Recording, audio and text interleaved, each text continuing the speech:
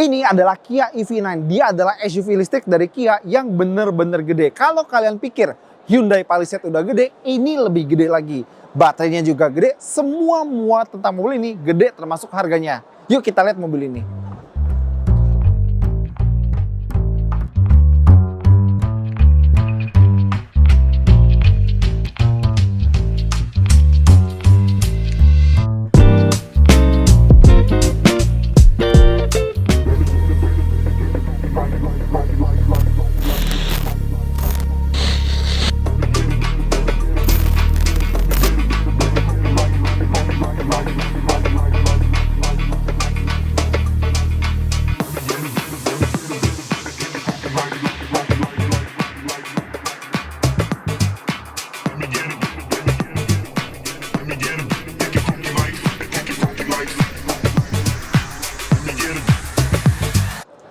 Ya bener, semua maunya tentang mobil ini itu gede.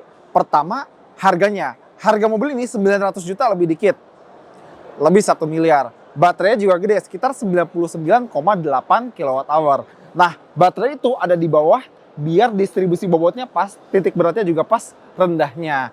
Jarak tempuh sekitar 497 km. Mungkin kayak ya rata-rata mobil listrik lah. Kalau di Indonesia yang paling jauh kan Mercedes-Benz EQS karena baterainya juga lebih gede daripada mobil ini. Tapi tenaganya nggak main-main. 385 horsepower dengan torsi bisa mencapai 700 Nm bahkan lebih. Sebagai konteks, itu tenaga sama kayak Toyota Supra yang baru. Nah, dia punya dual electric motor ya, jadi depan sama belakang. Jadi akselerasi dari 0 ke 100 ya bisa cepat banget sekitar 5,3 detik. Itu kenceng banget. Dan nggak cuma spek kayak baterai, tenaga, dan macam-macam, penampilan juga gede. Merek boleh Kia, Korea, tapi penampilan Amerika banget kayak SUV Amerika. Contoh, ini lihat nih, lampu depannya gede kayak Cadillac Escalade. Dan beberapa mobil listrik kayak misalnya Ioniq 5, terus ya banyak lah. Kan biasanya nggak punya grill. Kita lihat ini, dia sama-sama nggak punya grill. Tapi Kia bilang di sini ada aksen lampu yang bikin kayak digital Tiger Nose Grill. Jadi kan kalau mobil listrik dia emang nggak punya grill untuk meningkatkan efisiensi aerodinamika biar anginnya tuh ngalir lebih bagus. Tapi dibikin aksen-aksen lampu biar kayak ada grill. Gimana pun juga mobil perlu identitas visual. Nah karena ini adalah sebuah mobil listrik, SUV listrik, nggak ada mesin diesel atau V6 atau V8 di balik bagian depannya. Karena bukan kap mesin ya. Jadi karena nggak ada mesin, bagian depannya bisa dimaksimalkan untuk penyimpanan. Contohnya kayak gini nih. Meskipun sebenarnya nggak gede-gede amat karena tadi kan kita bilang dia AWD, ada motor listrik di depan sama belakang. Nah di depan lumayan makan tempat tapi masih ada sisa space buat naruh barang. Misalnya kayak tas kecil, tas pinggang gitu-gitu. Bahkan mau naruh kabel chargernya di sini juga bisa. Yuk kita lihat ada apa aja. Di sini ada tulisan maksimal 20 kg. Jadi emang udah nyimpennya nggak bisa banyak-banyak, nggak bisa berat-berat juga. Terus di sini ada pintu buat emergency release. Jadi kalau di Amerika kan peraturannya kalau misalnya bagasi atau kargo itu bisa muat anak kecil atau gimana, harus ada tombol buat ngerilis dari dalam untuk mencegah bahaya tindak penculikan. Jadi kalau misalnya diculik terus disekep di dalam sini, bisa tekan tombol ini terus keluar. Ya begitulah pokoknya. Dan ini ada logo Kia. Kia ya, bukan KN. Ya emang mirip sih. Sekarang kita lihat bagian sini. Kelihatannya mungkin ini kayak dop ya, padahal ya mungkin nggak salah. Kia bilang ini adalah aero cover biar peleknya tuh bisa serata mungkin, aliran udara lebih lancar. Tapi jangan salah, dia ukurannya 21 inci. Ya, pelek 21 inci tuh kelihatan pas di mobil ini. Coba di mobil lain, mungkin kelihatan kayak Dokar atau Andong gitu ya, atau kayak Delman gitu. Bannya dia pakai ban Continental 285/45 R21. Lanjut, ada lagi hal unik mengenai mobil ini adalah spion yang menggunakan kamera.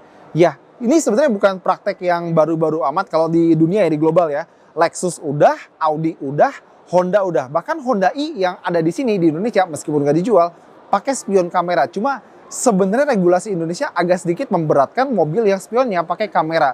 Karena katanya harus kaca atau cermin gitu. Jadi jujur aja regulasi kita tuh kurang terlalu mengakomodir kemajuan teknologi. Ya, selamat datang di Konoha Land. Kia EV9 ini juga punya handle yang modern kayak beberapa SUV atau sedan mewah. Jadi dia modelnya tuh dia bisa flush atau rata dengan bodi kalau misalnya mobilnya dikunci pakai remote atau kita giniin. Tapi kita lagi nggak pegang remote-nya ya, lagi dipegang orang lain. Kalau misalnya dilihat emang keren, canggih ya, gimmicky gitu. Tapi kalau kita lihat agak sedikit loose ya, tapi ya Mercedes EQS juga begini kok. Nah, kita mundur ke belakang sini, dia ada tutupan buat chargernya. Kita buka. Tadi kan kita bilang baterai sekitar 99,8 kWh.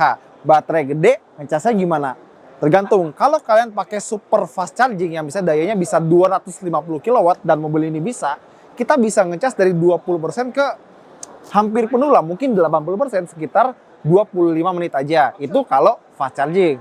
Tapi kalau pakai wallbox dengan daya sekitar 11 kW, habisnya sekitar 10 jam 45 menit biar baterainya penuh. Nah, kalau langsung pakai stop kontak di rumah kita, ngisinya cuma butuh waktu 2 hari. Oh ya, sedikit kelupaan tentang chargernya si Kia EV9 atau pod chargernya. Dia bisa V2L alias vehicle to load.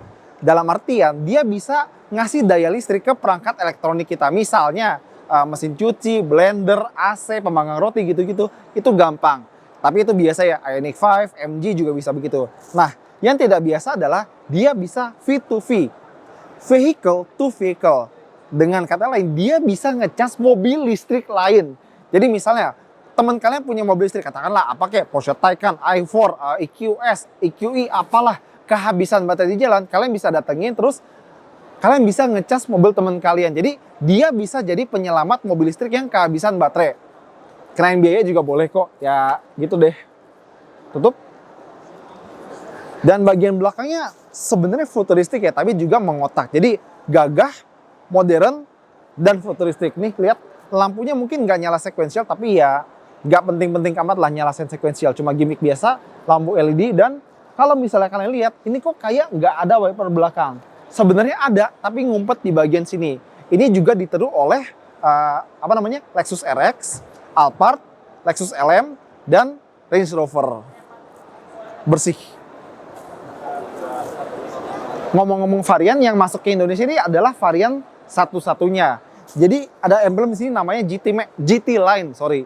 Dan kalau misalnya kalian penasaran sama kuncinya bentuknya kayak begini. Sebenarnya lumayan berat, tapi nggak seberat kunci mobil Eropa. Tapi gue suka itu ada tekstur di bagian depan sama belakangnya. Kayak marmer sih. Lumayan.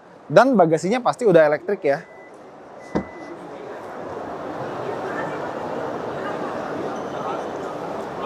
Dan emang lantainya agak tinggi, balik lagi karena dia punya motor juga di roda belakangnya.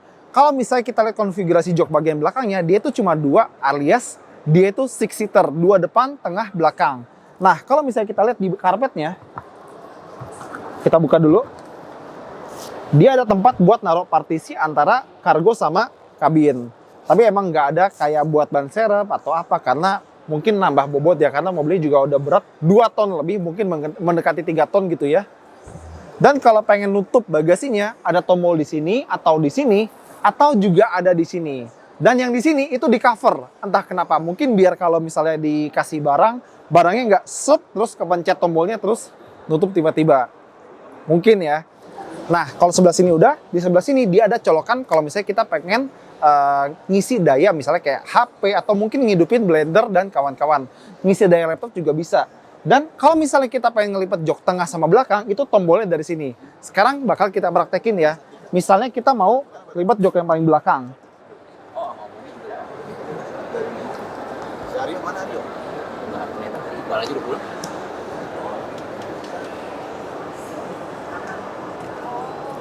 Headrestnya langsung ngelipet dan dia bisa kelipet rata lantai. Begitu juga dengan jok baris kedua.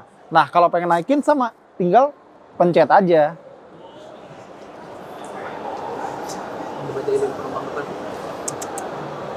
Tapi emang headrestnya harus kita tegakin sendiri. Nah, biasanya kalau kita bahas dalam mulai dari depan ya. Tapi karena mobil ini kan 1,9 miliar. Orang yang beli mungkin punya supir. Nah, kalau misalnya kita lihat di belakang sini, dia pakai jok captain seat. Ruang kakinya lega banget, tinggi 178, ruang kepala juga bagus. Ada Ridwan di depan. Lanjut ya, Wan? Oke, jadi di atas ada panoramic sunroof. tapi nggak bisa dibuka yang belakang ya, yang depan doang yang bisa dibuka. Sama di armrestnya ini ada kontrol buat jok pijet. Ya, jok belakang dua-duanya bisa pijet. Jadi kita bisa nyalain, matiin, dan pilih mode pijatannya. Bisa dikuatin juga atau dilemesin pijatannya. Plus jok tengah ini sandaran kepala itu bisa dilengkungin kayak di pesawat terbang. Keren ya. Dan dia ini joknya udah full kulit. Plus kalau pengen naruh barang ada di sini. Jadi misalnya pengen naruh makanan, minuman, HP, tablet, itu bisa di sini ya. Ada 2 cup holder dan ada lagi kantong ekstra. Gede banget sih ini. Dan karena ini adalah sebuah mobil listrik, nggak ada prop shaft atau transfer case gitu ya. Lantainya super rata. Terus kalau pengen direbahin gitu ya, dia udah elektrik juga jok belakang. Jadi bisa nyantai. Kalau pengen ngatur AC itu dari plafon, jadi temperatur sebelah sini, buat kipas juga sebelah sini, dan dia AC-nya itu ventilasinya di atas kayak bus malam gitu ya. Lampunya juga sebelah sini. Dan ada blind buat privasi. Terus di bahan-bahan di pintunya sebenarnya bagus, empuk-empuk, tapi apakah bagus 1,9 miliar? Mungkin itu masih bisa kita perdebatkan bersama-sama. Tapi di pintu kita juga bisa lihat ada tombol buat ngangetin atau ngademin jok. Plus ada juga lampu ambient light untuk memeriahkan suasana dalam kabinnya. Oke, mungkin baris kedua udah kali ya. Sekarang kita coba ke baris ketiga. Dan karena ada gang di tengahnya, jadi lumayan gampang. Kita bisa begini aja. Kita geser dulu. Dan ternyata kalau pengen akses bangku baris ketiga, bangku tengahnya itu pelipatannya elektrik. Meskipun dia bukan one touch tumble, dia one touch sliding, tapi elektrik. Jadi tinggal tekan tombol, dia bisa langsung nih mendekat. Kira-kira kena dengkul nggak nih? Dengkul gue kena, tapi ya udahlah. Tinggi gue 178, ruang kepala ya fair, tapi dengkul mentok. Emang buat anak-anak aja di baris ketiga gitu ya. Dan di baris ketiga kelengkapannya ya lumayan lah. Meskipun kita nggak lihat ada ventilasi AC di sini ya, nggak ada ventilasi AC, tapi kita dapat tombol buat tegakin atau rebahin sandaran punggungnya. Ada cup holder, ada USB buat ngecas, dan udah USB-C lumayan. Ada speaker tapi nggak ada blindnya. Jadi belakang ya cukup, tapi mungkin Kia juga tahu siapa yang mau duduk di sini. Yuk keluar. Oke, bagian depan Kia EV6. Jadi kalau jadi supir sama penumpang, kita melihat desain dashboard yang sangat modern. Layarnya ada 2, jadi ini buat masing-masing penumpang sama supir, tapi yang ini buat supir aja. Terus bentuk setirnya dia nggak bener-bener bulat, tapi agak oktagon atau heksagon kali ya. Tombol-tombolnya banyak, ada buat media, informasi, sama cruise control di sebelah sini. Plus, kalau misalnya kalian penasaran, tombol drive mode-nya itu bukan di tengah atau di sini, tapi di bagian setir, barengan sama terrain mode. Tombol drive mode-nya itu ada eco, normal, sport, sama my drive, itu individual. Terrain-nya ada snow, mud, sama sand. Snow nggak akan pernah kepake sih di sini. Nah, terus kalau misalnya kalian penasaran, di sini nggak ada persneling, di sini juga nggak ada. Buat maju mundurnya gimana? Ada di kolom setir bagian kanan, nyatu sama tombol start-stop engine-nya. Jadi, arahin atau pencet-pencet. Tadi kita udah lihat di luar spionnya pakai kamera. Nah, gambarnya itu ditampilin di monitor di bagian kiri sama kanan yang di bagian pintu. Ini menurut gue pas. Kenapa? Karena kan biasanya kalau kita nyetir, kalau kita pengen lihat spion yang ngelirik sini atau situ, itu logis. Jadi pernah ada eksperimen sama Audi itu gambarnya ditampilin di dekat handle pintu, itu malah annoying. Dan dia ada sunroof bagian depan itu bisa dibuka kayak begini, bisa juga untuk ditutup. Dan baik kaca maupun ininya, oh ternyata covernya masih manual. Tapi ya udahlah ya. Nah, ke bagian tengah sini dia tuh lega. Jadi di sini ada wireless charger. Sebenarnya nggak lega sih. Ini cetek, cuma bisa naruh mungkin kuncinya aja. Terus di sini ada penyimpanan yang lebih lega, dan kalau misalnya kita pengen, ini bisa jadi cup holder. Kita tekan aja seperti itu. Jadi kalau kalian lihat di sini dia ada ambient light di dashboard sama di pintu, di kantong-kantongnya. Kita bisa pilih-pilih dari sistem infotainmentnya. Nanti kita bahas di bagian sini ya. Plus dia udah pakai sound system Meridian. Ini sama yang kayak di Land Rover dan Jaguar. Plus kalau pengen ngatur kursi ini lengkap banget settingannya. Elektrik udah pasti. Tapi dia ada memori, ada juga heated seat atau jok berpenghangat, dan jok yang bisa adem-adem. Jadi bisa diademin, juga bisa diangetin. Plus ada penghangat setir, fitur yang cukup jarang di Indonesia. Plus ada juga jok pijit. Tapi nggak cuma itu, ada juga sandaran betis buat kedua jok depan. Teorinya gimana? Kan mobil listrik mungkin aja kita ngecas kan nunggu lama, entah kita mau nonton, mau tidur. kita bisa aktifin sandaran betisnya, terus rebahan sambil ya ngapain gitu kayak, ya kan. Nah, sekarang kita lihat ke bagian sistem infotainmentnya. Jadi dia tuh kurang lebih sama kayak produk-produk Hyundai dan Kia lainnya. Jadi dia tuh lumayan responsif, dan khusus buat teman-teman kita yang beragama muslim, dia ada penunjuk kiblat. Jadi misalnya kita lagi jalan gitu kemana, kita pengen sholat gitu, arah kiblatnya mana ya? Mobil ini bisa ngasih kita petunjuk kiblat kemana. Bagus. Dia juga bisa Apple CarPlay, Android Auto, bahkan dia bisa ngatur jok lebih banyak dari menu di sebelah sini. Jadi kalau di bagian depan sebenarnya memuaskan banget ya, keren banget, dan bener-bener moodnya tuh kayak sebuah SUV besar untuk masa depan gitu. Ini mobil keren. Keren. Dan spion tengahnya dia udah digital. Jadi hampir nggak ada celah yang benar-benar signifikan di mobil ini. Paling speaker tengahnya bisa lebih bagus, tapi ini dalamnya keren sih. Ya, jadi gimana sih Kia EV9 ini? Akhirnya kita punya sebuah mobil listrik yang benar-benar bisa buat keluarga besar khas Indonesia. Ingat, orang Indonesia suka muat banyak. Meskipun ini bukan 7-seater, tapi dia 6-seater. Jadi bisa muat ayah, ibu, kakak, adik, dan mungkin neni-neni atau kakek sama neneknya gitu ya. Plus dia punya jarak tempuh yang cukup. Gue nggak bilang jauh, gue bilang cukup. Hampir 500 km itu udah cukup buat situasi Jabodetabek atau Pulau Jawa gitu kan. Nah, dan teknologinya juga nggak main-main. Nggak cuma bahkan teknologi, desain. Lihat, tampilan luar dalam benar-benar bikin mobil ini jadi sebuah head turner. Dia lewat, orang pasti ngelirik. Sayang emang nggak ada suaranya. Kan biasanya kan kalau kita identik mobil gede, berarti suara juga sangar. Ini mobil gede, nggak ada suaranya. Tapi baik lagi, ini adalah mobil listrik yang patut kita nantikan lebih banyak kehadirannya di jalanan Indonesia. Oke, itu jadi kita thank you banget udah nonton. Jangan lupa jempolnya, komentar, dan subscribe.